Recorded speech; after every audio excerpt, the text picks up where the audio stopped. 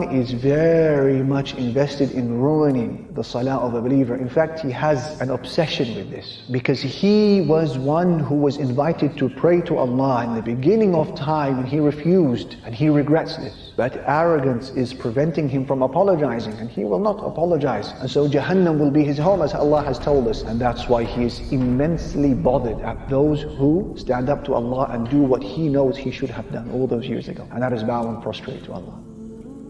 His first line of attack on you and I is to convince us that there is no need to pray. Salah is futile. So you know many people from your family perhaps, or your friends, may Allah protect them and guide us all, who don't pray. Shaitan has successfully convinced them that salah is futile. There's no need for it. If, however, he fails in this endeavor and you crush those whisperings and you get into your salah, he doesn't give up. He goes for the second best line of attack, which is what? Delay your salah. And that is why a lot of people, they don't remember the last time they prayed Fajr when it was still dark outside. If and when they pray it, it's only when the sun is halfway up the sky. La hawla wa la quwwata illa billah. He will say, delay it, snooze it. It's okay, you have time, combine it. If, however, you pray your salah on time, he will go for his third line of attack. He doesn't give up. And that is what? Al-waswasa, to whisper. He will stand next to you and he will remind you of things that you had completely forgotten about. And you will find that your mind has become such a problem-solving brain in salah, and remembering solutions to problems that have passed a long time ago, and you start recalling things that you had completely forgotten about. That is Shaitan. If he cannot stop you from praying, he will minimally detract from the reward by distracting. And that is why Imam Ibn al-Qayyim rahimahullah, he said in his book Talbisu Iblis, he said, when a person stands up to pray before Allah subhanahu wa ta'ala, Shaitan is overcome with a huge amount of jealousy, because you have just now stood in the greatest of all stations before Allah, and the nearest that you can be before Him, and it is the station that causes Shaitan most pain and most anger, and so he endeavors to ruin your standing before Allah subhanahu wa ta'ala. It bothers him. It reminds him of a traumatic past. It reminds him of his fate and future. It reminds him of his arrogance. This is the most transformational act that a Muslim can do in his life, to say Allahu Akbar and stand in salah. And so jealousy overcomes him, and he begins to try to remind you of things throughout the day to detract from your reward. And so you are to remember, my brother, my sister, that when you are now beginning your salah, imagine that your wage for that salah, figuratively speaking, has been placed in front of you. And you need to hold on for just 10 minutes or so during your salah. And if you manage to pray a salah with khushu', attentiveness and humility, you will pocket every penny of that wage. But be careful, you need to be on guard, you need to be vigilant, because there is a thief. Every time you get caught slipping, you get caught nodding off, you get caught looking around with your eyes or with your heart, Shaitan has stolen some of that wage. And that is why by the time you finish your salah, some people will pocket the full wage, some people will pocket only half the wage, some people will come back with a third, a quarter, and some people will go with no reward of the salah.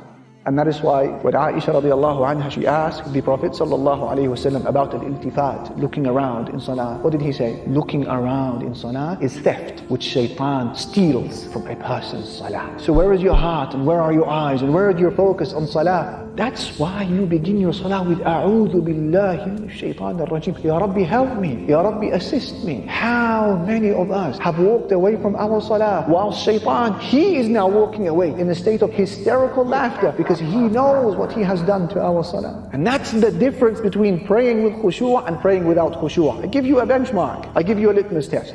A person who prays without khushu', he remembers in his or her salah the things that they had forgotten about before the salah. Whereas the one who prays with khushu', by the time they finish their prayer, they had forgotten about what they were doing before they started the salah. Allahu Akbar. And that is why Ibn al-Qayyim, he speaks about those who are affected so much with the whispering of Shaitan, and they don't fight him off, and they don't think about A'udhu billahi minash shaitanir rajim, I seek refuge in Allah from Shaitan. Ibn al-Qayyim, he said, this person comes into salah, and then he walks out of the salah carrying the same sins, the same burdens, the same crimes that he had walked into salah with. None of them were lifted and removed through the salah. He said, the people who benefit from salah, the people who have their sins erased, the people who have the lifting of their burdens are ones who pray salah with khushu', they carry out its right, and they offer Allah Almighty an attentive heart. These are the people who experience a khiffah, a lightness during their salah, and they experience the lifting of a burden when they finish their prayer. He said, till people will hope, or till people will wish that they had not departed from their salah. Have you experienced that before? May Allah subhanahu wa ta'ala allow us to experience the essence of salah. This is why you begin your salah with A'udhu billahi minash shaitanir rajim. You're saying, Ya Rabbi, I can't do this on my own. Control him for me, O Allah. I can't. Assist me. Keep him at bay. And that's what you do.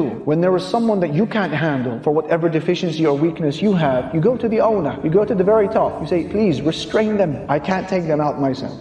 And this is the analogy given by Imam Ibn al-Jawzi. He said that one of our pious predecessors said to his student, what will you do in the situation where shaitan has beautified for you sins? You can't stop sinning. Whether it's things you're looking at, listening, touching, inhaling, smoking, buying, selling, whatever it may be. He said to his student, what do you do in a situation where shaitan keeps tempting you to sin? The student, he gave the answer that you and I would have given, which is fight shaitan away. He said, what if shaitan comes back a second time? He said, I'll fight him away. And what if he comes a third time? He said, I'll repel him, I'll push him away. He said, that's the long route. And then he asked him a question. He said that if you came across a herd of sheep, and then the dog of the shepherd came running after you and started barking and prevented you from continuing your journey, what do you do? He said, I will try to repel the dog as much as I can. He said, this is the long way. He said to him, what you need to do is, you need to go to the shepherd. You need to go to the owner of the dog and tell him to restrain his dog. That way you'll be able to pass.